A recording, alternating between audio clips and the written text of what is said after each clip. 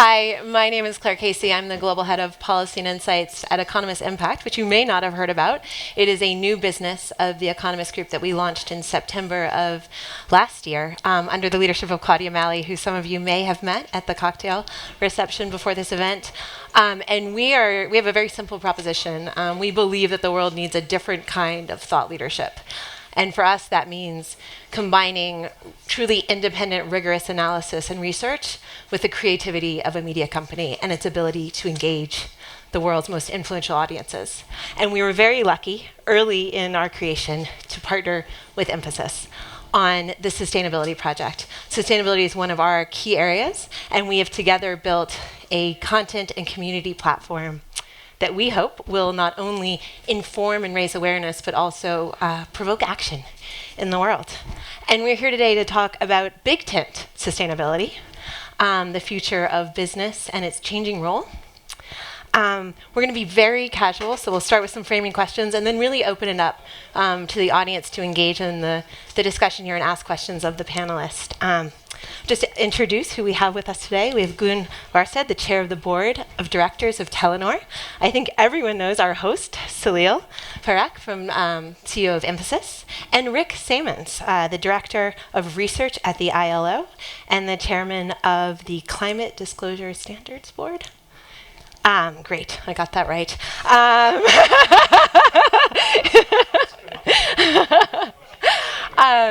And I thought we could start off by talking about what I think a lot of people are talking about this week, which is stakeholder capitalism, a term that I think the WEF actually coined here a few years ago. But I think it just describes a phenomenon and a transformation that everyone was already experiencing and that had been in the works for quite some time. And that is a transformation in the idea and understanding of the role and responsibility of corporations in our societies.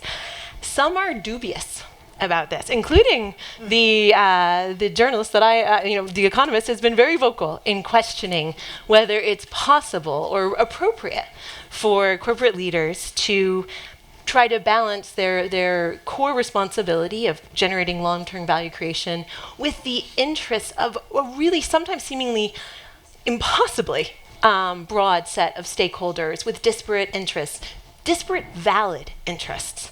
So I thought we could start perhaps with our two corporate leaders in engaging in that question. How are you experiencing this within your respective companies? What tensions do you see, and how are you navigating the path forward? And maybe we could start with you. I'd be glad to. And I would like to say that I don't think this is anymore a question of either or. I just would like to start with a few sentences on my background, because as a banker and head of global wealth management, we started with this 15 years ago.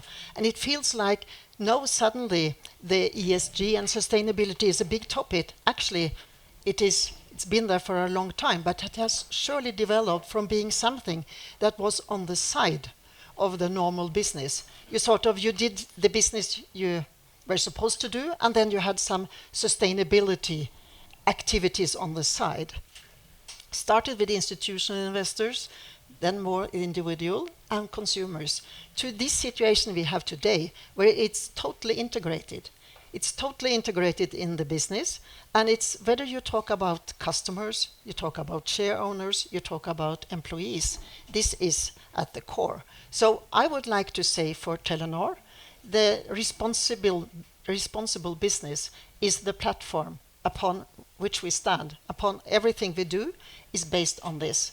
And the really hard thing is, as all of us know, to build a culture is probably the hardest thing you can do, but it's the only way you can change things. So we are continuously, after having worked with this in many years in Telenor, still working with this and having it as a part of the way we operate. Great. And how maybe we can go back to later how we measure and how we really drive this in the organization. Thanks. So I wanted to share, first, we're delighted all of you are here for this session. The question today is absolutely clear for us that there is no non-compatibility. We have to do what is right for our clients and our employees, but do what is right for the environment around us, the communities around us as well. And actually, there's a huge benefit of doing it that way. At Infosys years ago, the founders made a huge commitment to become sustainable. We were fortunate to be sustainable and carbon neutral in 2020. But all of these things were done by making massive investments and commitments very early on. For example, building a facility in a place where we could do solar energy very early, 15 years ago, which was not something that was that prevalent, for example, in India at that time. What we see today is more and more, if we take the time to think about what is right across sustainability and what is right across the ESG objectives and goals, we see that that actually benefits the business overall. There's a huge positive where we see even economic benefit in driving that. And that's because we see much greater engagement of employees. There's a real concern with employees that this become a part of the agenda. We see much deeper connects with our clients because clients appreciate that we are doing something that makes sense holistically. And we see economically, certainly at Infosys, we've been fortunate enough to have good growth, good financial results, which come in conjunction with all of these agenda items. So for me, it's absolutely clear that we do ESG or sustainability in combination with what we drive financially. Right. I'm going to turn to you, Rick. I think the journey of ESG has been very interesting because we do measurement and metrics, and it strikes me that we start with what we can measure easily. So we started really with a focus on governance because that's what everyone was reporting. It's shifted to a strong focus on environmental metrics, and those are also quite relatively easy to measure. And now it feels like the market is pushing towards the S and social. And what I hear from companies is they're finding that more challenging. What are the right metrics? How do we measure? Sitting at the ILO, what guidance would you give? How should we be thinking about the S? Well, I think the same way we should be thinking about the E, because yes, the metrics related to E have been progressing, but they are still not standardized and comparable. No. And they still have some important methodological issues that are policy issues, like such as Scope 3, for those of you who follow that, not straightforward. And so let me just say that we're still in maybe 25% of the way through the trajectory of really developing what it means to, on a rigorous and systematic and comparable basis, integrate these ESG considerations and stakeholder considerations into the core board management suite processes and reporting of companies.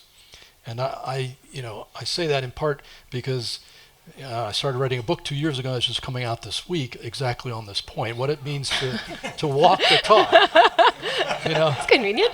what it means to walk the talk of stakeholder capitalism. Yeah.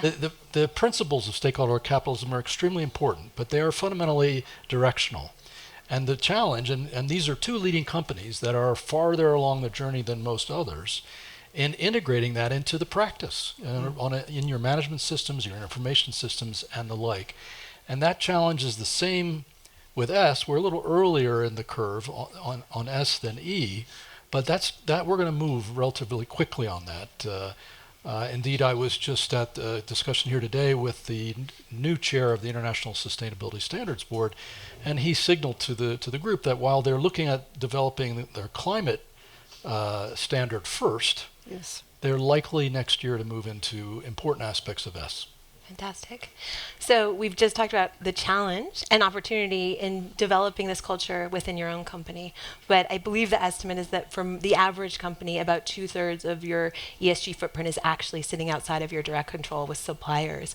I'm curious how you're thinking about, at Infosys or Telenor, how you're thinking about how to both get visibility but also influence and ensure that your suppliers are following the same principles, whether it's environmental stewardship or considerations around labor protections.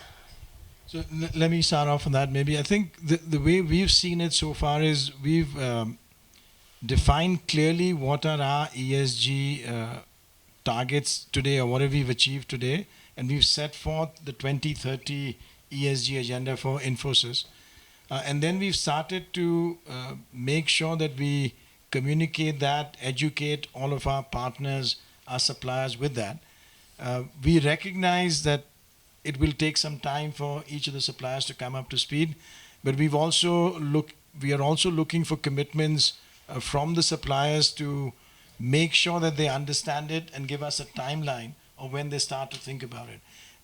We know that in many ways we've started this journey fairly early. Many of our suppliers in different geographies are starting to think about it. We are not at the stage where we are enforcing it today, but we've clearly laid out what are the expectations, and we think it will start to help. The second thing that we do that I think will help is building platforms that can help them go there faster. Yeah, exactly. So those are digital platforms that we use ourselves, which we open up that our suppliers can also use. By doing that, it's easier for them to move because some of these things will require some capital commitment. And if they're small or mid-sized suppliers, that may not happen all at once. If I may build on that, I think one of the, scope 1 is the easy part in brackets though, but the scope 3 is the one area we are focusing in Telenor very much now, because if we want to do this, we have to take scope 3 into the equation. But then the question is, how do we do it? And just to put it in context, we operate in 4 Nordic countries. We operate in 4 Asian countries: Bangladesh, Pakistan, Myanmar, Malaysia, and Thailand. And of course, you cannot put the same requirements to the suppliers in these different countries. So what we are very clear on, this is our expectations. And then you have a choice. Do you leave some of the suppliers because they do not fulfill the requirements, or do you work with them?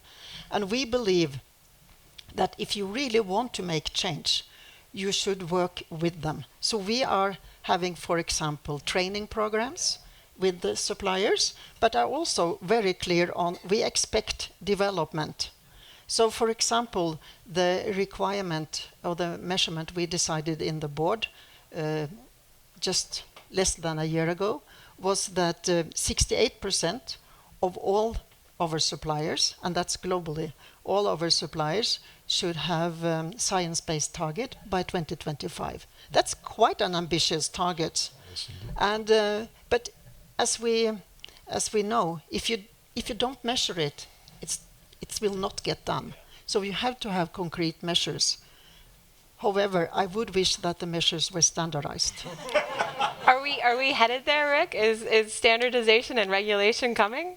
I'm optimistic, but there is a major caveat to that, and that's politics. And surprise. But what's been great over the last 18 months or so has been the degree of convergence among the voluntary standard setters, which have basically set the framework for what gets reported for the last 15, 20 years.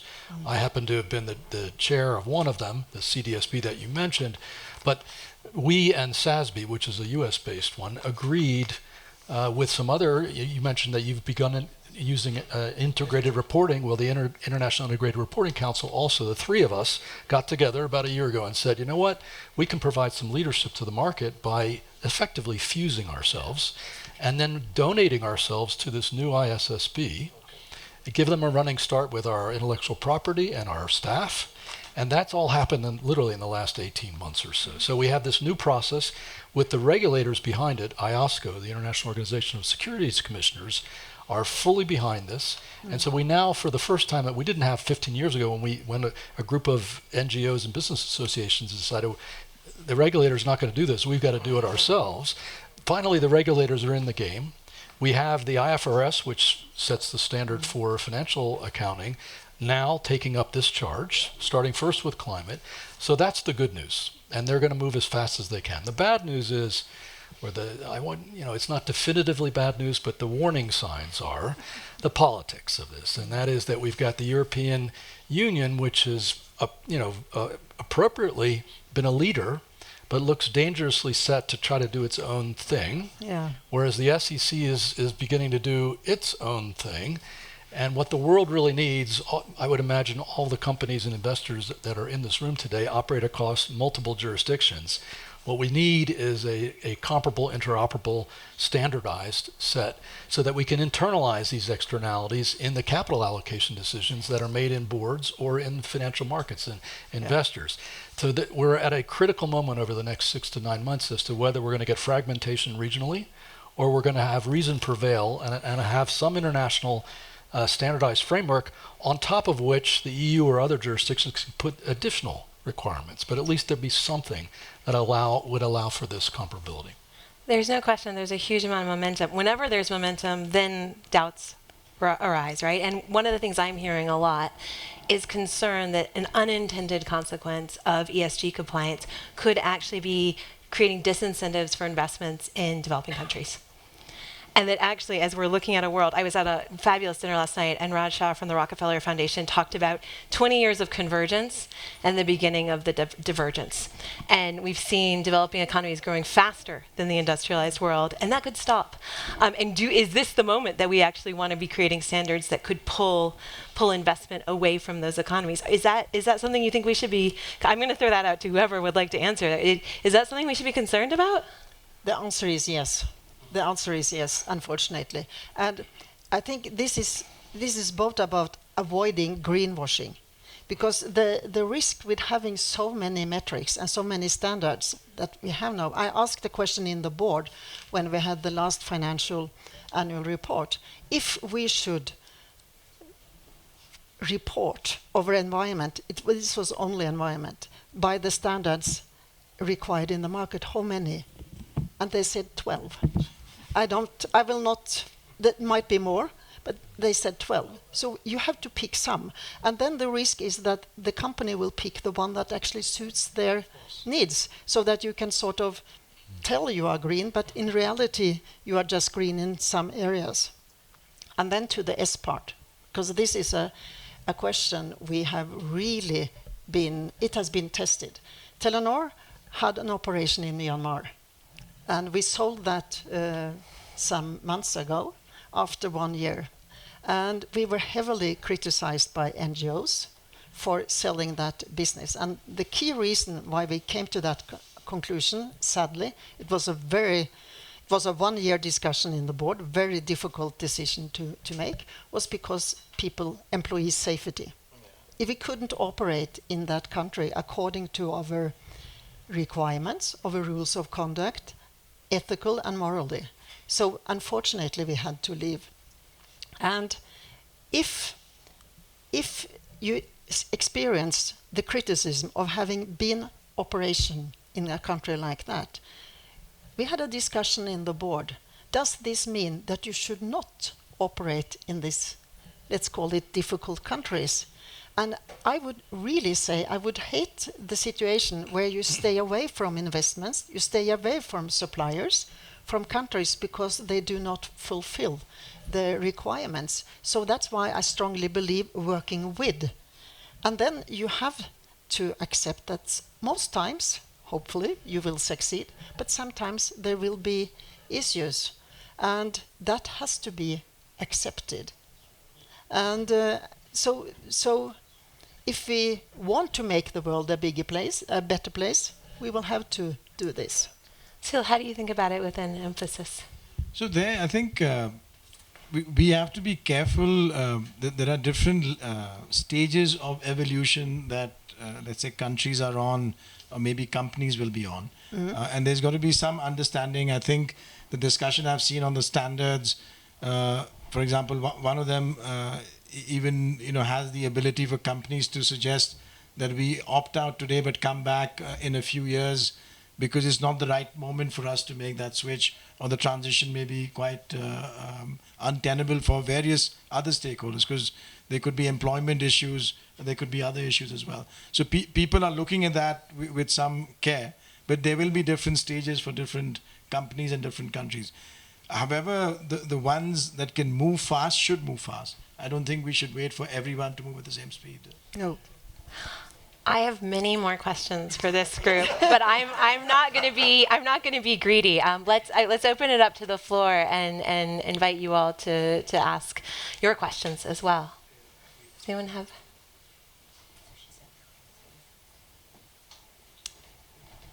If not, I'll keep going. Okay. What you just said, just to build on that, I think the problem that people see with ESG is it does apply a very basic metric, and it doesn't allow for the level of nuance that you just described. Do you think that the path is through your communication with investors? Is there a way to deal with the nuance, or perhaps you could share your thoughts? Yeah, it's a very important question. It's really important. I know this discussion is focusing on the reporting aspect of this, but it's not just quantitative reporting that matters. Even more important is the qualitative aspect, the management discussion and analysis, because the numbers tell you something and they tend to be backward looking. Yes. The real issue is, what's the strategy going forward? What are you going to do as a company about that number or about that aspect? And so that strategic narrative, that demonstration of the reasoning, you just described an extensive discussion and thought process within the company. That's critical. And even on something like, where we do have numbers like GHG emissions, what matters is the strategy going forward as to how are you going to meet that science-based target. That's not an easy question at all. And so I'd say that's the answer to this, is that you've got to basically, if you're doing this well, you're certainly going to be putting out some numbers that are comparable and standardized, hopefully. But then in addition to that, you've got to provide that strategic analysis and narrative.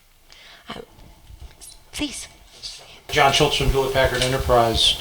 As we move into the social space, one of the things I think a number of companies are struggling with at the moment is, how do you define the standard by which you will decide on which social issues to engage, especially as a global company? We saw the recent example of the situation with Disney in Florida. We have other issues that are percolating of a similar nature, and deciding when the company should take a position, whether that position should be national or global, where, depending on cultural norms, etc., what might be popular in one part of the world may be different in another popular world. How are you guys thinking about your decision-making framework, the standard you're going to use for deciding when your company is going to weigh in globally on a social issue? Let me maybe start. Yeah. I think very critical, the point you raise. What we observe is many of these, especially social, but all the ESG metrics or guidelines are quite global, in the sense it's difficult for a company to suggest that they will follow something different in different jurisdictions, even though socially many things are quite different. So many companies, and we've seen, because we do this as a practice, helping some of our clients with sustainability and ESG, we see them looking at a common global approach, which is what becomes relevant. There could be things which are above that, in the sense that becomes a minimum, but there are very rarely things which are below that once the common global approach is put in place. If I would answer that, I think it is about finding some common denominator. And luckily, in the telecom business, we have the connectivity, which is basic. I mean, if you talk about a Western country, you talk about emerging countries, connectivity is so crucial. So we are, in that regard, lucky to have the common denominator. So just to give you a very simple example, how do you train people in digital skills? That could be, let's take Sweden or Norway, very digital advanced societies. How do kids learn? What do you do on the internet, and what do you not do? Or at least you should think very carefully about how you do that. That's a challenge in the Nordics. It's also a challenge in emerging countries. So to have this, so we have chosen as a global effort to have the education. And for example, in Bangladesh, it could be giving females some advice on how they could improve their family's life by quite simple means. I just came off a meeting today with Pakistan and Bangladesh ministers talking about agriculture, how they could use connectivity in a way to increase the harvests and use less fertilizer or more, do the watering. All of that was a possibility. So we have chosen to focus on limited areas, but of course we don't rule out social engagement locally. It's very good for employee engagement to have a local. I think we have. So it's not either or, I guess is the answer. Thank you. I'm Marinda from Street Child, and coming from the NGO sector, it's my one opportunity to be nosy. So, generally speaking, the corporate sector and the business world tends to be very competitive. That's the nature of business. But in the NGO world, it's very collaborative. So how do you manage, sort of at times, an uneasy alliance between the two, between the competitive nature of business and the openness of working together in ESG and CSR? I would like to answer that, because I think often it's constructed as you either focus on profitability or you focus on sustainability. I will strongly argue that is not the case. I believe in order to deliver the long-term profitability, you need to work in a sustainable way. So there's no either or. So, and also when it comes to how in the fight for talent, we see, especially in technology, it's a fight for talent going on in all markets we operate. How do you make yourself attractive for the young ones, the newly educated? Also, I'm not saying that the seniors don't think. I would be the last one to say that. But to be attractive for those, they choose their workers, their employers, sorry. And so to us, I think this is a win-win situation. If I can just add as well, building on that, we see there are many elements outside of ESG even, where we see businesses working collaboratively. In fact, I was in a discussion today with a group of people where the phrase that was shared with me was better together, where it's really, it's a change from maybe several years ago in the business environment, where there's much more collaboration and much more cooperation. And especially in this arena, we see a lot of that going on. For example, within Infosys, we built something on digital skilling, where we use it for a number of years to reskill Infosys employees. Just last year, we've opened it up. It's called Infosys Springboard. The content is freely available for anyone, and we have an objective to have this reach 2.5 million people. It's already well in its way. Over 500,000 are using this today. So we can, and this is something which we feel is in no way contradicting what we will do inside. We know, of course, other people in a similar business will use it, but a lot more people who really need it will also use it. And so that's the benefit. Rick, you've spent most of your career at the intersection of business and NGO and government. Are things getting more aligned? Yeah, I mean, on this question, I for many years was managing director here at the Forum, and our role was essentially to look for things where there was common interest, where you had collective action problems or broader enabling environment problems that no individual company and frankly not even the private sector itself could solve. And so I think what my colleagues have said here is very accurate. There is always a management of where you want to be highly competitive, and where there are certain things that are in your enlightened self-interest to operate through coalitions and partnerships, and as the case may be. On this particular issue, though, particularly related to the question about Florida and whatnot, I would say this is tough because companies are really not constituted to save the world, quote unquote.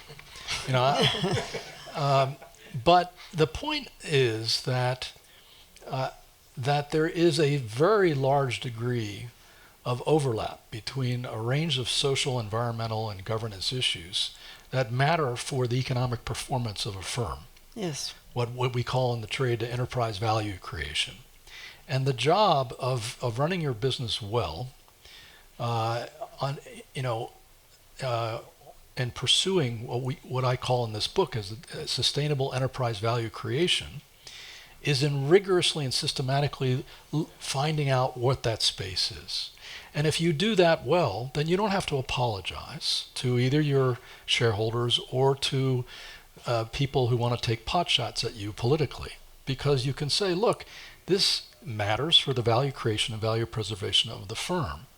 And then beyond that, if there are other things that matter, you can think about engaging them, or, and this is where I'll end, I come from a UN organization here, or getting involved, recognizing that there are certain things that even partnerships among companies can't solve. It's a larger systemic enabling environment issue that you need public policy. That's the ultimate scaling device.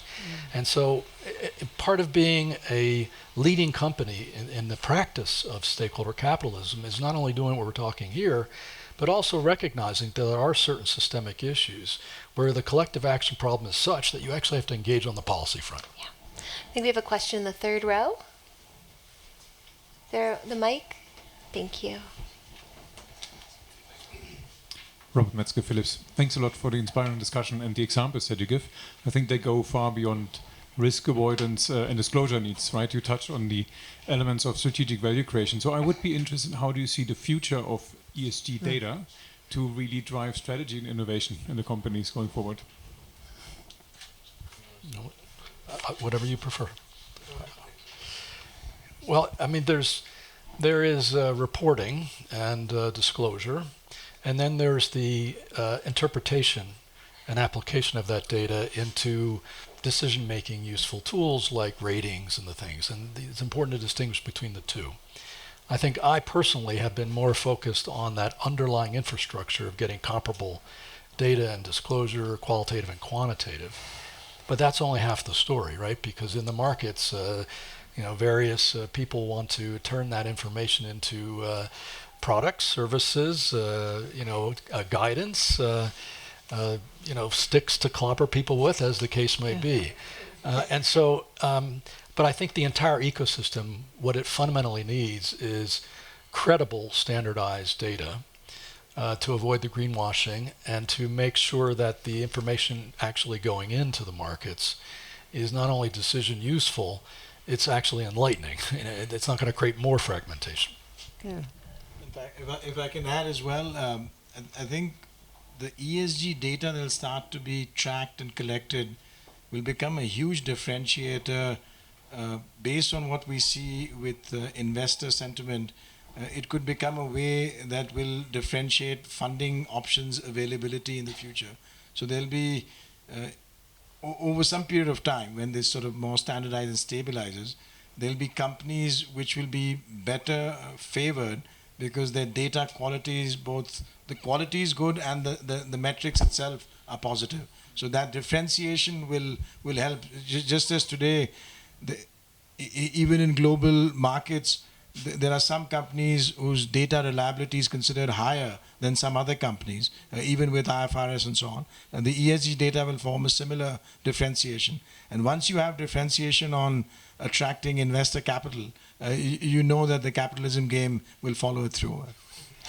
And also, I think the definition of ESG will develop. I mean, when we talked about responsible business, if we had had this discussion 3 years ago, we would probably have a slightly different angle to it than we have today. So I believe that ESG will have it will evolve, which is also a requirement for the reporting, by the way. But I leave that to you. But from a telecom business, I mean, we have a lot of data, right? And we are very focused on the privacy. The customers own the data. We never sell data right away. But to use an example, when the pandemic broke out, the data, the traffic data we had, was a huge help to the government and the municipalities, because we could see travel data. So we could actually help the Norwegian, Swedish government saying, this is the pattern. So if you have an outbreak there, you should probably prioritize vaccination there. That was too controversial politically to do that because no one wants, because there were not enough vaccinations to all. So to have that, but I mean, from a strategic point of view, how do you use that data? And also, for just the second example is, for example, I would claim that in some regards, to do ESG could be cost beneficial. Like, for example, on climate, smart buildings, how can you have sensors to make sure that you use the energy in the right way? That if you have windows leaking, I mean, all of those very fundamental things could do a lot of energy savings. So an example of a business running with this energy could maybe save 5 to 10%. These days, that means a lot. Yeah. So this is just two examples. I will stop there. Rick, you were going to add something? Yeah, I'm just so happy to hear you talk about the data example, because I believe that we should be talking about ESG and D, data stewardship. Mm-hmm. This is the next chapter, because how you steward the data that your company generates, uses, and whatnot has both potential opportunities, and you just articulated one good example of that, but also some serious risks to society. And this is not yet integrated into the way we think about ESG. And so I'm lone leave so far, but that's why I'm so glad to hear you say that this is sort of the next generation of what we need to be thinking about and developing standards effectively on how companies think about and gather information and report and act upon the role of data in the organization. Well, I am conscious of time, and I'm conscious of the delicious dinner that is waiting for everyone over there. So I'm going to ask one more question of each of you. We've talked a lot about, just in passing, we keep coming back to technology and connectivity and the power it has in delivering better outcomes for us, for our companies, but for the world. What are you most excited about in terms of the promise of technology or connectivity in taking us to the next level in this challenge of building a more prosperous, more inclusive, greener society? Are you willing to give up the main course and the starter? Well, I think we have. I think the possibilities and the way we can use technology is beyond imagination, and very much to the point you raise. There are ways of using this which are good, and we all would like to see, and there are ways to use it which is not so good.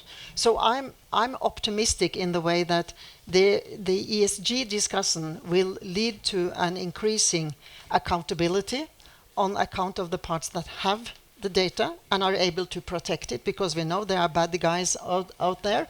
But to use this in, for example, I mentioned energy consumption. It could have been many other examples to this. Well, I stop there. I don't want to. I have 4 sons. I know what it means to be between dinner and food. So I won't go there. That's good. Yeah, I would just say, look, this crowd doesn't need to be told what the opportunities are of technology, right? But certainly there are risks, and there's a need for labor standards, for example, on all this remote work, and how algorithms, what does that mean for bias, surveillance, employee data privacy? We're entering a new phase, I think, and thinking about technology and the world of work and what's needed by way of rules and the like. And there needs to be much more dialogue and thinking and research about the appropriate ways to approach this. So there's both sides of it, and I'm optimistic that with goodwill, and the sustainability movement gives me hope in this regard, we'll begin to tackle this new chapter, this new set of challenges as well. Salil, as our host, will you close us with your thoughts? Thank you. No, first, I think I fully agree that it's really limitless in terms of technology and what we can do with it. There are 2 sort of main ones that come to mind, which are more and more relevant as we see. Both we've talked about. One is what we drive in these digital technologies, especially in data. And we see the analytics on data, the examples that were discussed, being just incredible to make the change happen. Because once we have that insight by using artificial intelligence, by using machine learning, we can drive a lot of decision making. And the second, of course, is the platforms that we discussed earlier. And the more these platforms are created and the more these are made available broadly, companies, for example, Infosys, but many others can more easily create these platforms, many of them relevant for the work we do, and then they can be easily deployed for broader audiences which can solve these problems. So big technology changes, digital data and the platforms. Wonderful. Please join me in thanking this panel for these wonderful comments. Thank you.